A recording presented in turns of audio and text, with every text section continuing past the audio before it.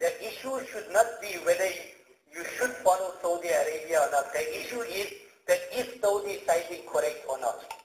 Obviously, when the Saudi sighting and the Saudi criteria of commencing the month is incorrect, so therefore it will definitely not be permissible to follow the criteria set down by the Saudis in the commencing and ending of the month. Can we abandon haqq for the sake of unity? This is a question that is so often asked. The question is, can you abandon haqq for unity? But what's the criteria of unity in Shariat? And why should you abandon haqq to get unity? Is it not possible to achieve both? Is it not possible to practice on haqq and bring everybody in unity? The criteria is simple. According to Shariat, وَاعْتَصِمُوا بِحَبْلِ اللَّهِ جَمِيعًا وَلَا تَفَرَّقُوا. Allah Ta'ala explains to us the criterion of unity in Shariat. Hold firm. Allah Ta'ala speaks about unity, but He Himself sets down the criteria of unity in Shariat, the Quran. He says, hold firm to the rope of Allah and do not disunite. The criteria of unity is haqq in itself. When everybody comes on haqq, most definitely it will translate into unity. This unity is translated from moving away from haqq. Whenever there's one group that follows the haqq and there's another group that doesn't follow the haqq, it would definitely translate into disunity. So the issue is not about abandoning haqq for the sake of unity as though you create the impression that unity is more important than haqq. That is not the issue. Unity is important, haqq is important, and everybody can only be united if all come onto haqq. Follow the majority avoid argument. This is one of the weakest arguments that anybody can come across. It would then eventually mean that if you need to follow majority, because majority is the criteria of truth, then the majority of the world is kuffar today. So therefore, Allah Ta'ala also tells us in the Quran Kareem that وَلَوْ أَعْجَبَكَ كَثْرَةُ الْخَبِيثِ. He speaks about following haqq, he's following truth, and then he says that follow that which is haqq, even though the khabith and the wrong may be more, and it is also liked by many people. The criteria is not about majority and minority, the issue is about haqq. Our religious elders are silent on this issue, avoid argument. This is such an issue that the ulama and responsible people of the community, not only ulama, even non-ulama, and in particular trustees of the masajid, responsible people of different organizations. It is their responsibility, once they know the truth, they have understood the truth, they cannot remain silent on this. To remain silent on an issue like this is a major sin, as declared as a sin by Allah Himself. Allah Ta'ala tells us in the Quran Kareem, إِنَّ الَّذِينَ يَكْتُمُونَ مَا أَنزَلْنَا مِنَ الْبَيِّنَاتِ وَالْهُدَى مِنْ بَعْدِ مَا بَيَّنَّاهُ لِلنَّاسِ فِي الْكِتَابِ أُولَٰئِكَ يَلْعَنُهُمُ اللَّهُ وَيَلْعَنُهُمُ اللَّاعِنُونَ. Allah Ta'ala says that those people who conceal the haqq, who suppress the haqq, after the haqq has become clear and known to them, they do not tell it to the people, they know what the truth is. Then, أُولَٰئِكَ يَلْعَنُهُمُ اللَّهُ. Such people, Allah curses them. And the curses, referring to the malaika, the malaika also curse such people who know the truth, but they conceal the truth, they don't talk about it, and they do not expound it. Because concealing the truth on an issue as great and as important as this is affecting an important aspect of deen. And therefore, those that are silent on this, their attitude is not correct, it is not appropriate, and it is the responsibility of everyone who knows the truth on this. They should expound it and talk about it and propagate it. This is more important for the ulama. The ulama cannot be silent on this. And at the same time,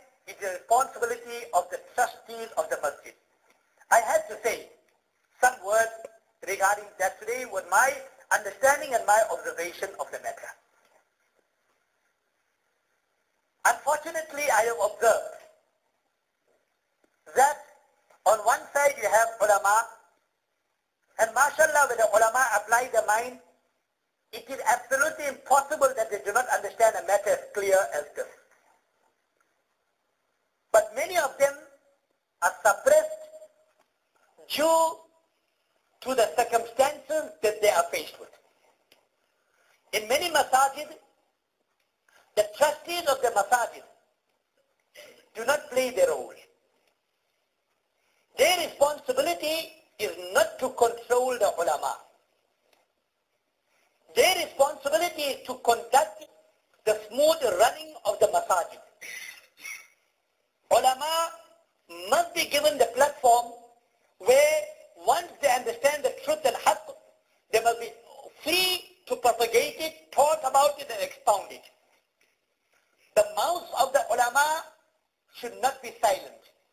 The mouths of the ulama should not be locked up by undue pressure by trustees and other people that are responsible for their employment or for their position in the masajid.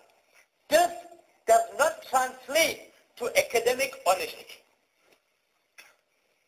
It is the responsibility of the trustees of the masajid that they are given an amanat. They are given a trust. Their responsibility is to ensure the masjid runs. The imam of the masjid, he propagates haqq, and haqq is expounded from the masjid to the different parts of the world. The moment the trustee of the masjid comes in between an alim and stops him from talking haqq and expounding the haqq, that is clear oppression and that is zulam. Not only upon the alim of the masjid, but also upon deen and shariat. And such trustees who are guilty of that, when they know what the haqq is, when they know what the truth is, they do not allow the alim to talk about it, then they are guilty of khiyanat. They are guilty of embezzling an amanat which Allah has put onto their shoulders. It is not jaiz, it is not permissible for such people to be holding the position of trust. Trust is an amanat. When people of position, when they understand the truth, but they suppress it, they don't give support to the alim, or they become an obstacle for the alim to even practice on it, or to expound on it, then they are committing a grave crime and a grave error. It is not jaiz for such people to be holding such positions, and such people have to be taken out from those positions so that it could be, those vacancies could be fulfilled by truthful and honest people who could establish the haqq, expound the haqq, and propagate the haqq. I'm very sorry for being so clear, so frank on such an issue. Unfortunately, the issue of the moon has been, to a large extent, withheld, the haqq of it has been withheld by irresponsible people. Such people need to fear Allah wa ta'ala, fear the day of Akhirat, fear the day when we're going to stand before Allah wa ta'ala, and when they stand before Allah wa ta'ala, what answer will they give to Allah wa ta'ala? While holding such a position, why did they not assist haqq to come to the fore?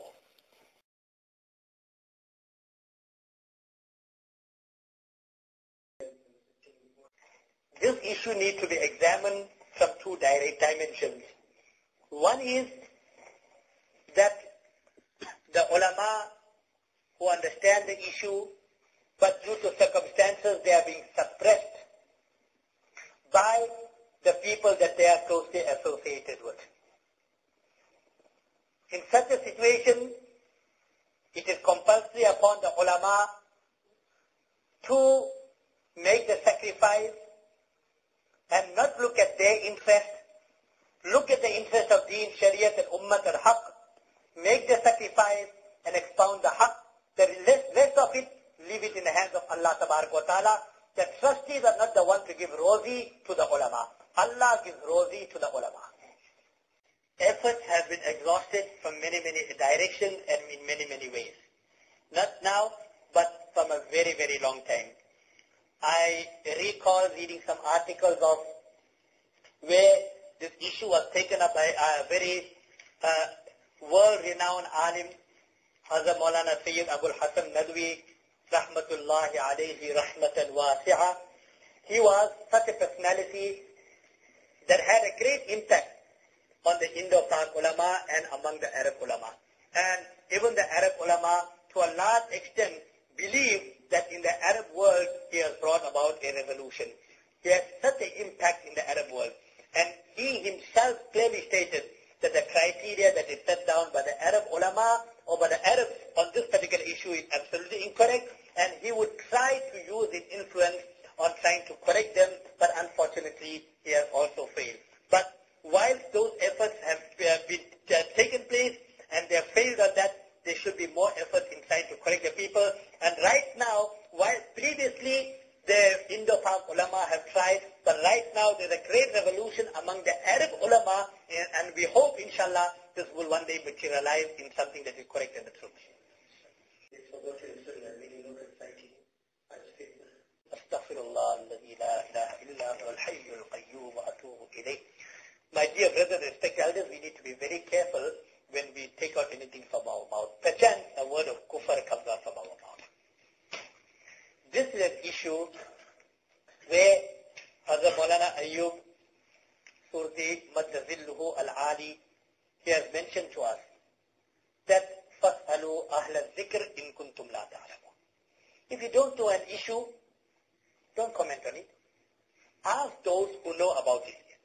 When effort is being made to establish haqq, and if you regard that establishing haqq as fitna, then let me ask you a few questions and analogize on that. Nabi Kareem sallallahu alayhi wa sallam was faced with so much of fitna of his time, kufr and shirk and everything. He went out and he propagated haqq. And he was faced with so much of opposition. People even told Nabi sallallahu alayhi wa sallam that he is bringing about division. Division in the entire Arab Peninsula. In almost every family, somebody Muslim, somebody non-Muslim. Now, if Nabi sallallahu alayhi wa sallam establishing haqq, would one term that as fitna? Astaghfirullah. My dear brothers and respected elders, we need to measure our words. Perchance some word of kufr comes out from our mouth, and we need to repeat our kalima and strengthen, and we need to renew our iman. To establish a sunnah of Nabi sallallahu alayhi wa sallam is greatly emphasized by Nabi Kareem sallallahu alayhi wa sallam. In fact, this is not only a sunnah, this is a faraz upon us. Even if we regard it to be a sunnah, then Nabi Kareem sallallahu alayhi wa sallam emphasized that if a sunnah has died in my ummah, those people that make an effort, those people that make a sacrifice to establish a sunnah that has been dead, obviously people in that line is going to face great opposition because of the qurbani, because of the sacrifice. You understood the truth, you understood the haqq, you know that is the right thing, but somebody in the family will not be happy. Your friends will not be happy. Some people that you associated with, they may not be happy. But you understand the truth and haqq, and you stand at the haqq, you'll get a lot of opposition. But for that opposition, the sacrifice that you make to stand on the haqq and propagate the haqq, Allah Ta'ala will reward you the reward of 100 shuhada and 100 martyrs in the path of Allah Ta'ala. If we had been following Saudi for all these years, what now do we have to do Qadar Roza? Yes, Qadar Roza has to. And yet the local masjid does not follow the Sharia correctly. Who should one follow? Obviously, the answer is so obvious. When you yourself say that that masjid does not follow the Sharia, as a Muslim you have to follow Sharia.